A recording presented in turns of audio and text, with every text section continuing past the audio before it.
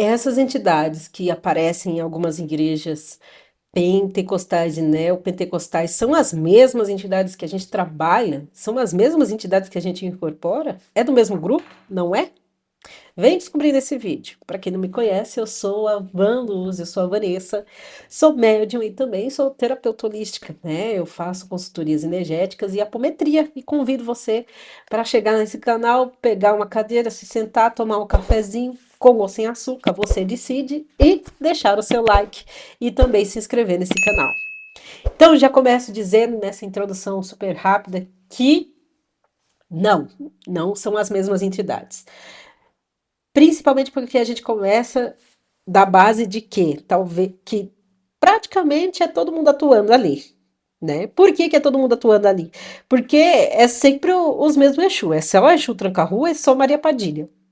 Ou é a pombagira que destrói maridos, ou a pombagira que destrói relação, ou a pombagira que traz maldição, que traz doença e não sei o que acaba com a sua vida. É esse padrão, sempre. Sempre esse padrão. Então, isso é só do que eles já ouviram, né?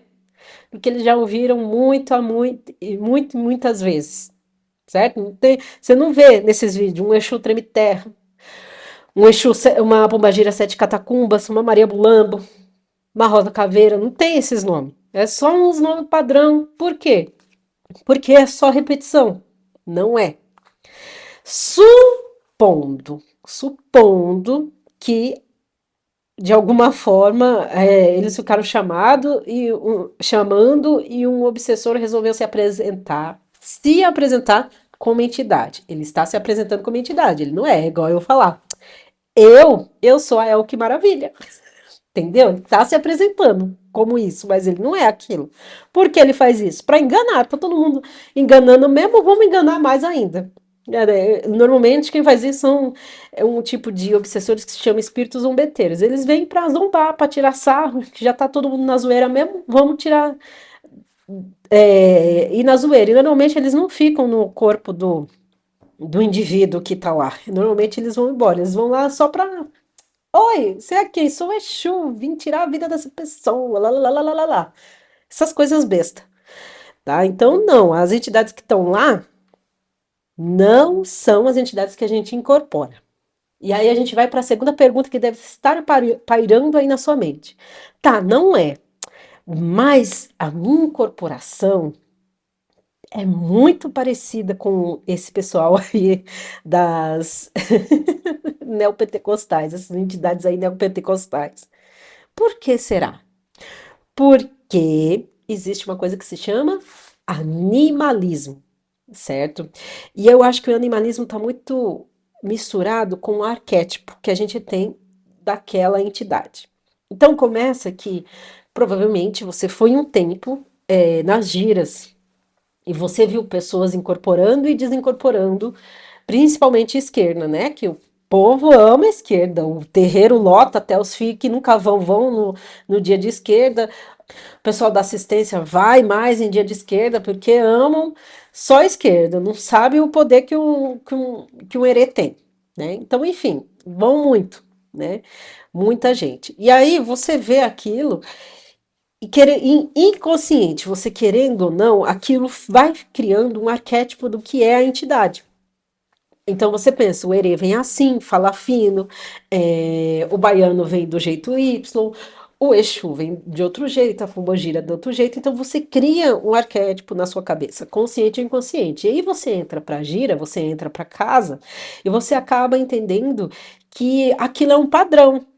E aí quando você sente a energia que tem o toque ou que você vai fazer o desenvolvimento mediúnico para aquilo, pro gira de Exu, por exemplo. Então você sente energias e às vezes você sente a mão torcer, você sente a mão virar. A primeira vez que eu incorporei Exu, tinha uma pessoa que tá na assistência, né? E aí o Exu da mãe virou e depois chamou o meu Exu. E aí o meu Exu veio. E eu lembro que eu sentia a mão torcendo muito, torcendo demais, né? E umas risadas assim, escrachada. Mais, quem conhece minha risada sabe que a minha risada é alta, mas era mais do que era a minha risada. Não era a minha risada, mas era parecido. mas era mais alto, era bem mais alto. E aí, beleza, eu conheci essa pessoa que estava como consulente, e aí ela falou assim: ah, o Exu da Mãe é legal, mas o seu, nossa, o seu deu medo, não gostei do seu. E aí, como uma boa cidadã, que estou em evolução, xinguei a pessoa mentalmente. Falei: tá falando mal do meu Exu? Quem é você? Quem é você no rolê? Pra falar mal do meu Exu, da minha incorporação. Fiquei puta, claro, né? Se duvidar, até hoje tem um pouquinho de ranço. Não, tô brincando. Então, porque eu acho que era a segunda, terceira vez que tinha vindo em terra o meu Exu. E hoje ele não veio nada de como veio essa primeira vez aí. Nada, nada, nada, nada.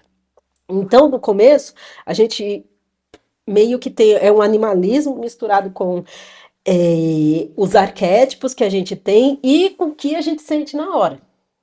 Então, é um montante de coisas, não é você sozinho, né? O que você já viveu faz parte da incorporação presente, não só de Exu, mas também dos outros, né?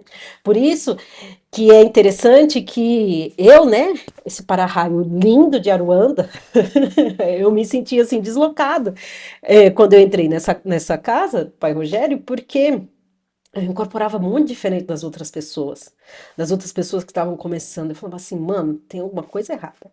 Pombagira, por exemplo, a minha não ri, a minha não dança, ela é poucas ideias, zero ideias, zero ideias, né? Então, e aí eu via todas as outras pombagiras dançando, com taça, com rosa.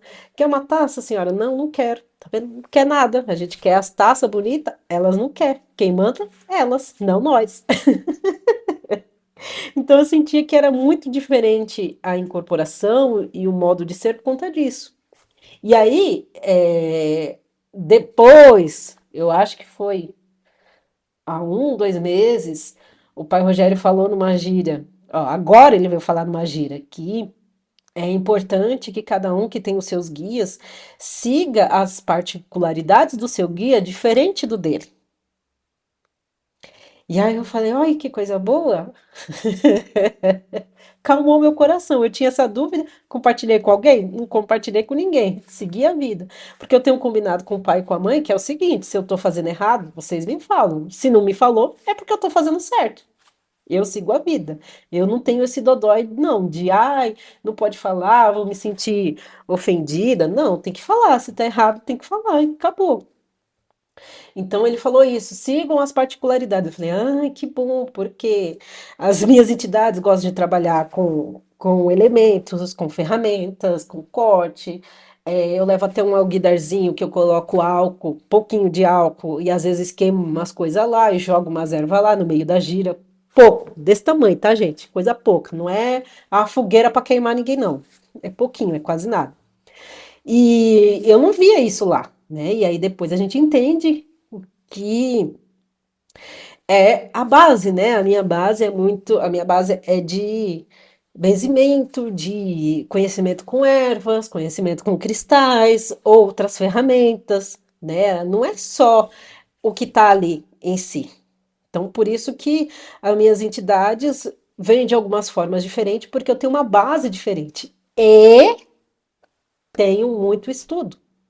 Não, não ache vocês que pode acontecer da sua entidade você estar incorporada, ele falar o nome de uma coisa, sei lá, o nome de uma pedra, o nome de um cristal, o nome de uma erva, que você conscientemente nunca pensou, não sabe de onde vai, para onde vem, não tem.